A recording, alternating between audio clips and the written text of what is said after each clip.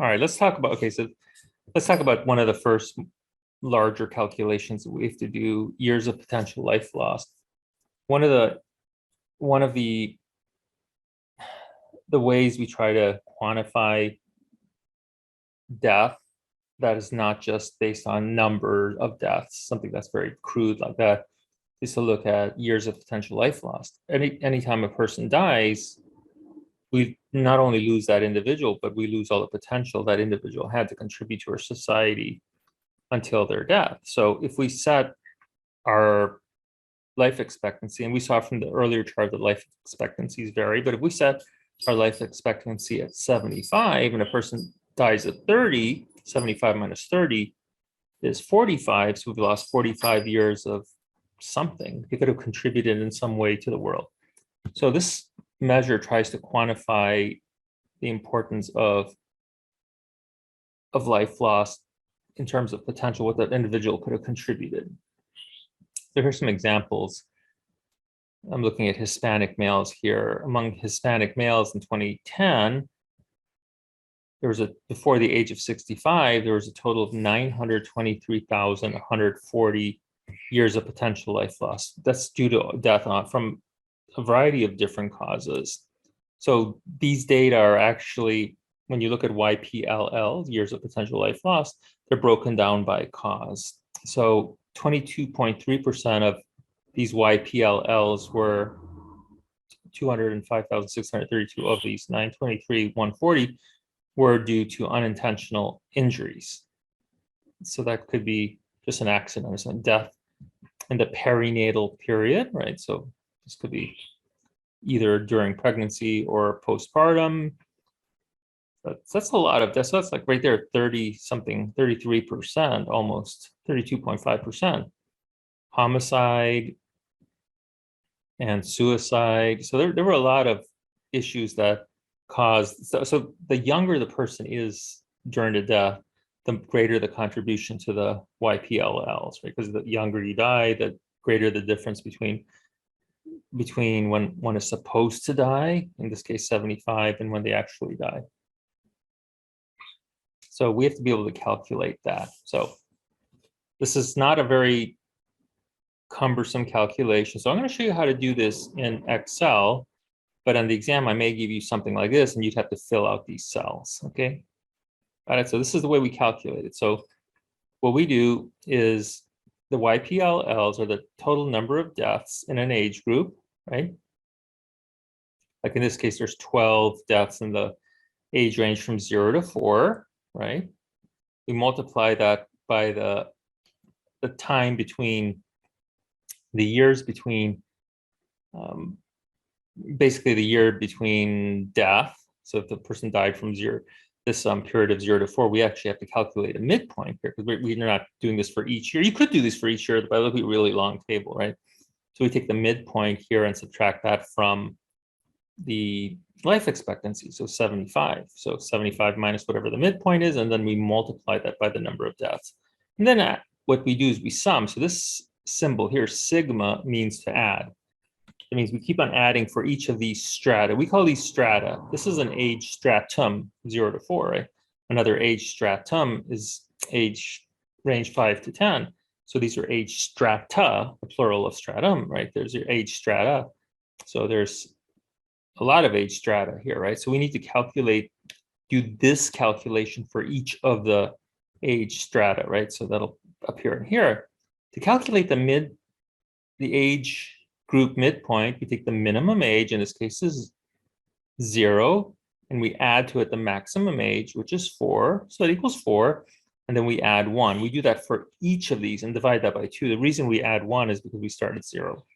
Right, so this is the 0th year is a year. So if you do 0 plus 4, it's 4, but that negates that first year. So there's actually 5 years in this period, right? 0, 1, 2, 3, 4. I was using my fingers to count. So we have to do that. Now, this is something that you get a gift from me. I love using Excel. You just have to show me your work. So today you're going to see how to do everything in Excel. When I go over the exam preview, I'm not using Excel. I'm just giving you the work. Okay, so let's do it. So I created an Excel spreadsheet, which I will share with you. So don't worry. So let's go ahead and do this. So this one we're going to do from scratch. So I haven't done anything here. I was lazy this morning. Lazy. Sorry, I was taking a sip. So we need the midpoint range here. So we need to calculate the midpoint range. In Excel, if you go to any cell and hit the equal sign, you'll see the equal sign appears in the cell, and it also appears up here. So I need the midpoint range. According to this, I need the minimum age plus the maximum age. You know, it's easier. Oh, actually, I'm going to set this up different for you. I forgot it. I wanted to do it a different way. I'm going to add a column in here. Insert a column. Okay. Say, I'm going to call this max. And this is min for minimum and maximum. So let's do this to make this 4. See them, we have 0 to 4, so I'm going to 0. This is 5 to 10, so I'm going to go 5. I'm just going to rearrange this, okay? It makes more sense to me. So, and you'll see why in a minute. 15, 24. Let's make sure we didn't miss anything. 5 to 10. Oh, you know, I actually did miss something. I'm going to add, so let's change it. So 0 to 4, 5 to 10, 11 to 14, 15 to 24. I'm just making these little changes, so I'm not going to hurt anybody. 25 to 34, 35 to 44, 45 to 54. And then here we got, let's do as 55 to 64. Let's stop there. All right. We can add one more just to get to 75. How about here? 65 to 75. There you go. Let's say there were 400 deaths here. Cool. All right. Let's go for it. So now I rearranged this into a minimum and a maximum to facilitate the calculation. So let's go ahead and calculate that midpoint range. You'll see why in a second. First thing you do is hit equal. So we're going to create an equation here. We do minimum. CCI. You can either write the equation in here or up here, but you'll see why I did that. So I'm going to start by putting some parentheses because I need to do a division. And we're going to take the minimum age. So watch this. I highlight that, right? I'm not writing the number in there. Plus the maximum. So I highlight this cell. So look, it's doing A2 plus B2, right? Plus 1. We have to add 1 to that and hit close the parentheses, and we divide that by 2. And that'll give us our midpoint age. Got it? You saw what I did there. So A2 plus B2 plus 1. That's what the equation says, and we divide by 2. Next thing I did. So I need to fill out the rest of these cells. Nothing's really changing except for the cell numbers. So I'm just going to take that little corner and drag down, and I get the midpoint ages for each group. Isn't that cool? Next thing we need is the years to 75. And again, we're going to write an equation in here. So I hit equal. So I just need 75 minus that, whatever that midpoint age is, 75 minus 2.5 in this case. And I hit enter. Oh, something went wrong there. Equals 75 there you go, minus this cell. There you go. Hit enter. And I pull that down too. And this will populate all the remaining cells. See, like here, this is 75 minus D9, and D9 was 60, so we get 15, right? Last but not least, we need the YPLLs, and according to the equation, well, we did this already, endpoint minus midpoint age, so we just multiply it by the number of deaths. So there was 12 deaths here. So the endpoint minus the midpoint is 72.5. So I need 72.5 times 12. So I hit an equal in there. And I get 72.5 times 12.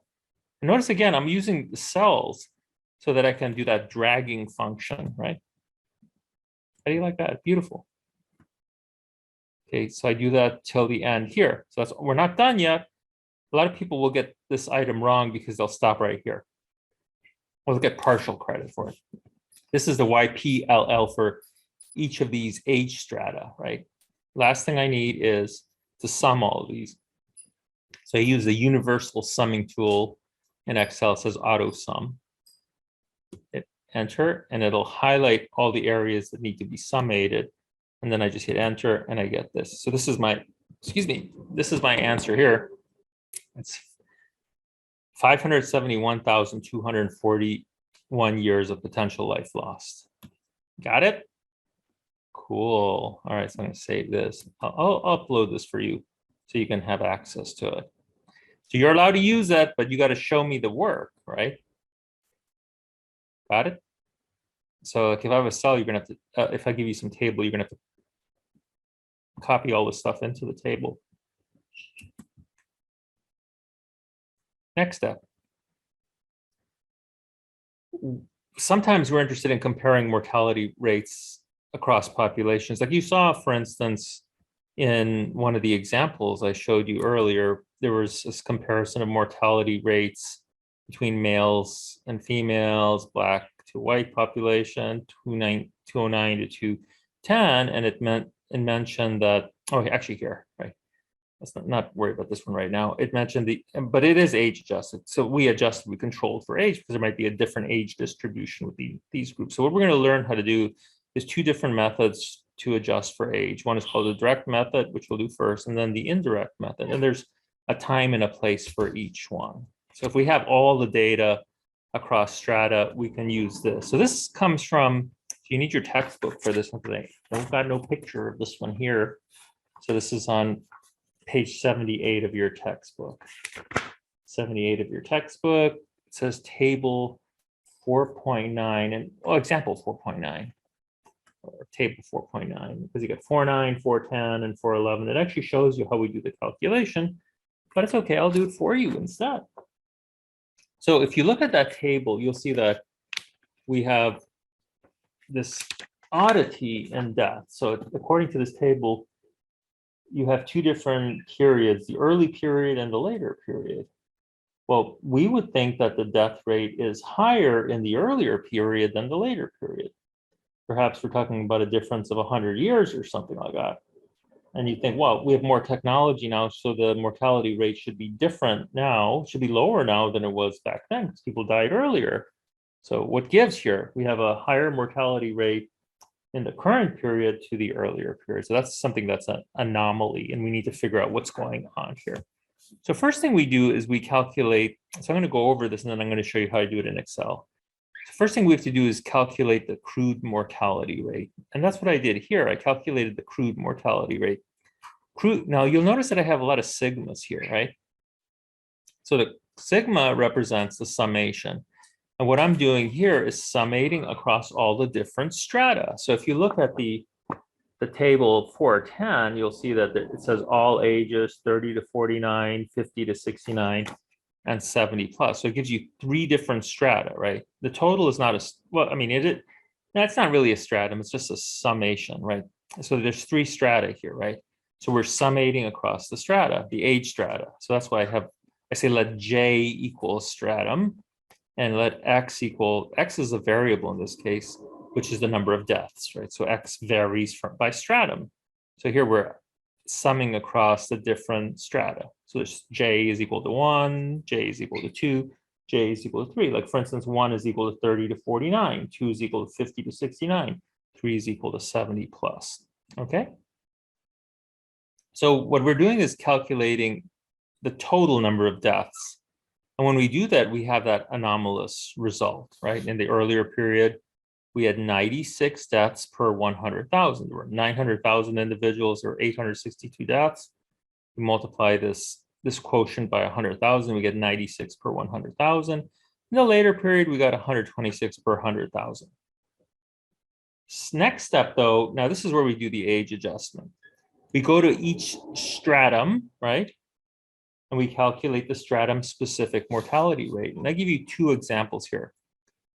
This is the first stratum, 30 to 49. And we calculate the specific mortality rate for that stratum.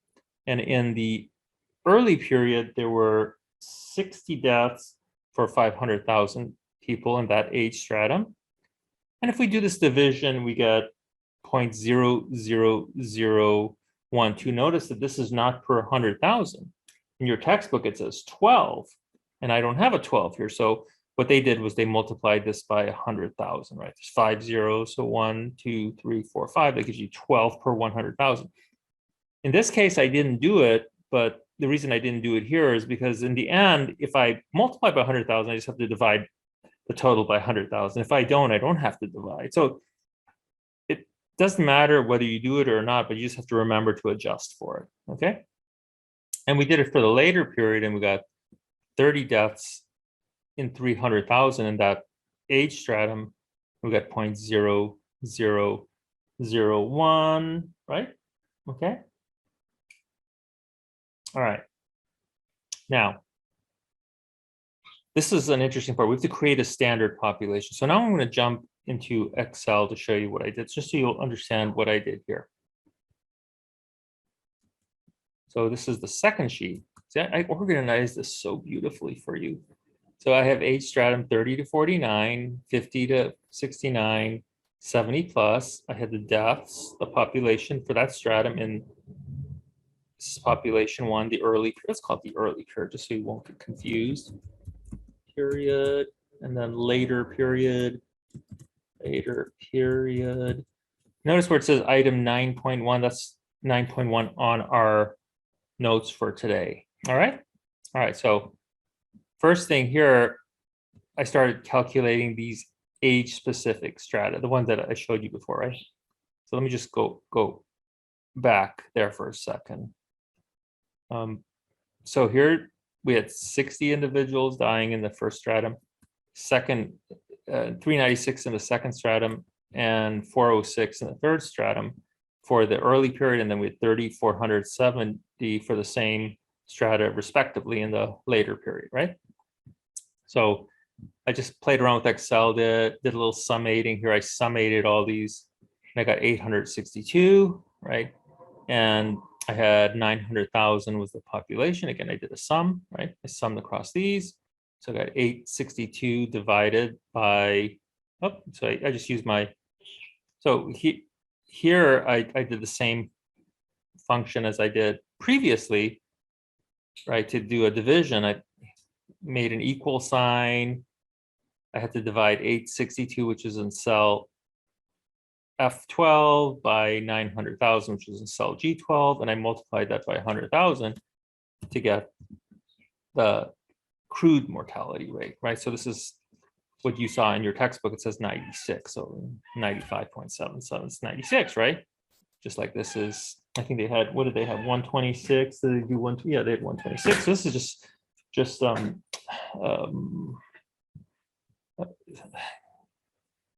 going up one, right?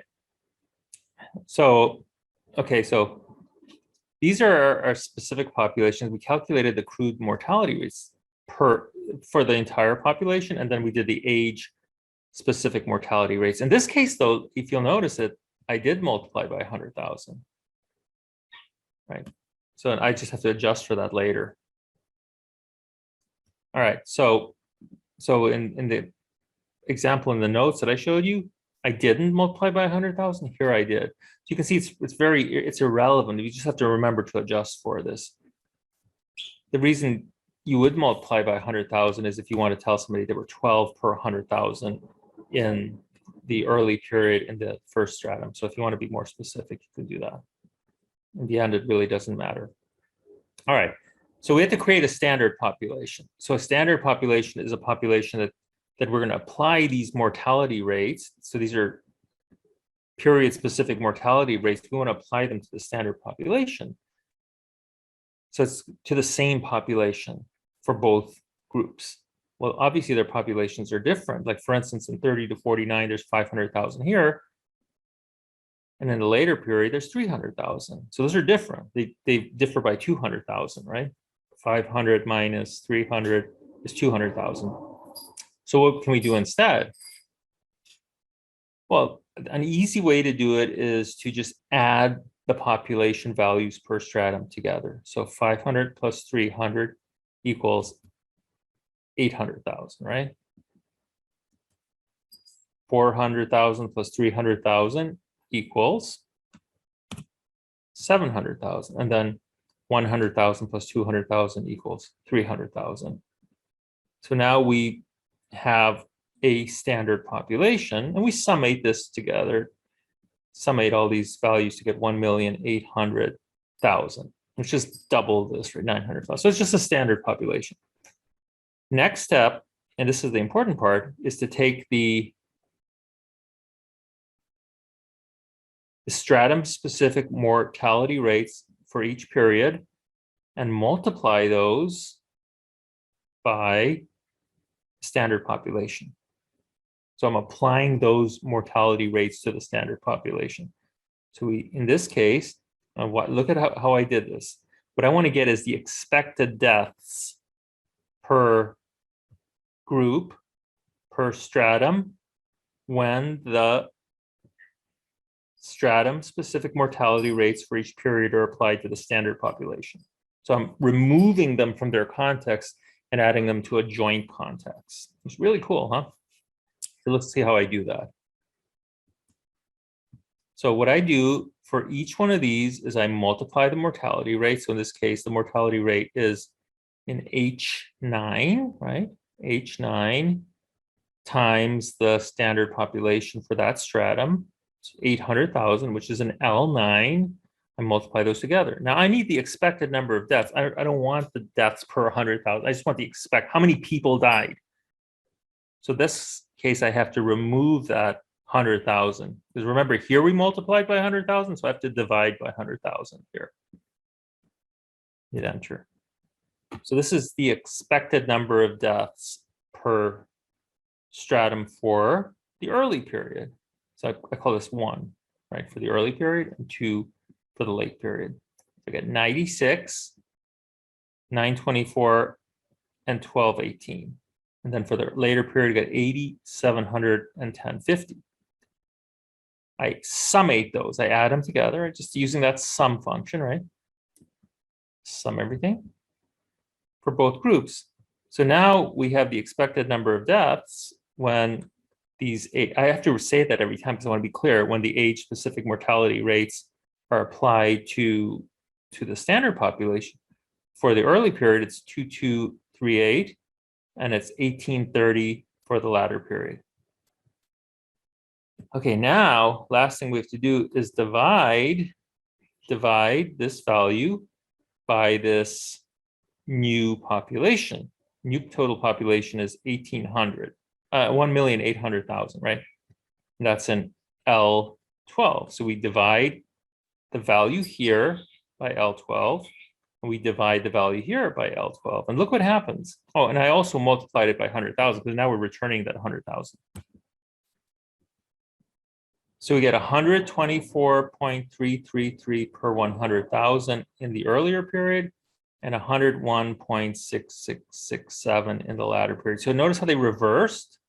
So when we had the crude mortality rates, the mortality rate was higher in the later period than it was in the early period. But once we did the age adjustment, the mortality rate was higher in the, which is what we'd expect, higher in the earlier period than the later period. And the reason for this switch is that we have a larger population. People live longer now.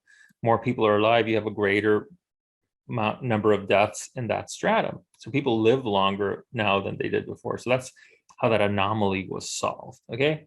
So you'll see that I want you to watch this video many times and understand how I did everything here. And you'll see that this is not that hard, okay? But you need to follow these steps very carefully, and you can use this spreadsheet to do all your work. Cool. All right, let's go back to a different situation now, something called a indirect adjusted age adjustment. So we use the indirect, it's very, very similar. We use this indirect age adjustment when we don't know what if you don't have information on the specific number of deaths per stratum in a population of interest, but you just know how many deaths there were, right? This can be applied really easy. So I don't need to know the deaths per stratum in the population of interest. So we use this when we see some anomaly, some anomalous result. Like for instance, there may be a lot of deaths among migrant workers or deaths among people in a specific population. I think we have, in the example I'm using in the textbook on page 81, table 413, it's tuberculosis, deaths from tuberculosis among white miners in 1950. The miners were ages 20 to 59 years, right? So we have 1, 2, 3, 4, 5, 6 strata. Now in this case, you have the observed deaths per stratum. So if you look at column 4, you have the observed deaths per stratum, but that's irrelevant. You don't need the observed deaths per stratum. We just need the fact that there were 436 observed deaths.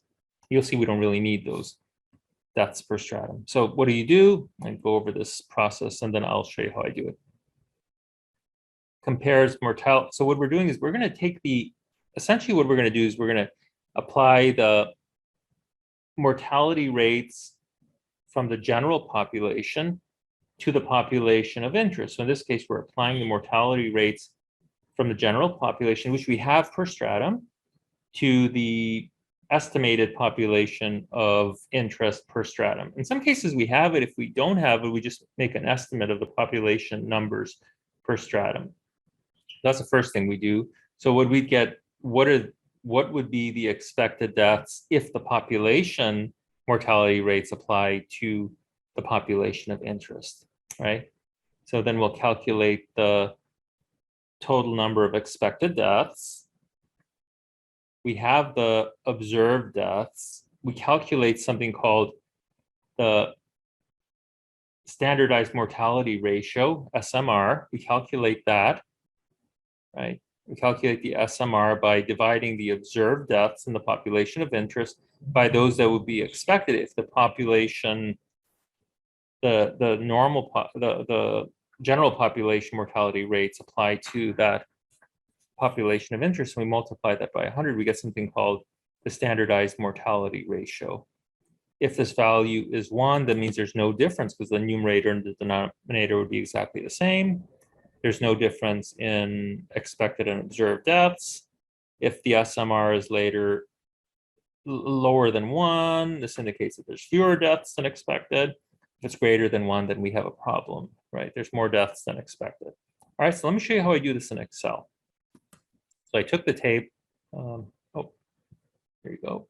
I took the table from Excel, from the textbook, and I made it here. So here we have the different age strata, 20 to 24, 25 to 29, 30 to 34, 35 to 44, 45 to 54, 55 to 59.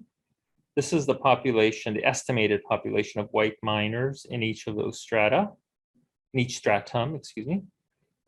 So that's what it is. And this is the total. Again, I just summed across. These are the death rates in the general population. This is per 100,000, right? 12.26 for 20 to 24, right? This is the expected death. So this is actually not a very difficult process to do. So we take the population of white miners, we multiply that by the death rate for the general population, right? We're just applying it here, right? And then we divide that by 100,000 because these are death rates per 100,000, and these are the expected number of deaths. So we have 9.14, well, basically 9.15 deaths would be expected if the population mortality rates apply to the population of white miners 20 to 24. We had 10 deaths observed. So you see there are some disparities, like for instance, 35 to, right here in particular, 45 to 54, you have 174 observed deaths and 58 are expected if the general population mortality rates were applied to that population. Okay. We summate across all the expected deaths. Basically, we get 181, but fractions, right? We have 436 observed deaths. You'll notice, though, that I don't need these values here. They're irrelevant. Where the direct method, we do need those, right? We apply them to the standard population. We don't need them here because really all we need is this value here, right? The total death. So we use our equation for the SMR. It's the observed deaths, which is 436, divided by the expected deaths to 181.1238. So that's if the general population mortality rates apply to the population of white miners, and then we multiply that by 100, right? And here it is. So E8 divided by D8 times 100. We get a really big number here. Wow, right? It's going to go wrong here. Oh, wow. Oh, I did it. No, I did it. Observed deaths, yeah. That's a really, really high mortality rate. Wow. So what does this say? That, wow, there's 240, it's 241 times higher than expected. So this is a huge discrepancy. Any value greater than 1 would be bad. And I had to do a double take. Did I do something wrong here? Wow, this is a ginormous difference. Yeah, so then we obviously have a problem here. Okay.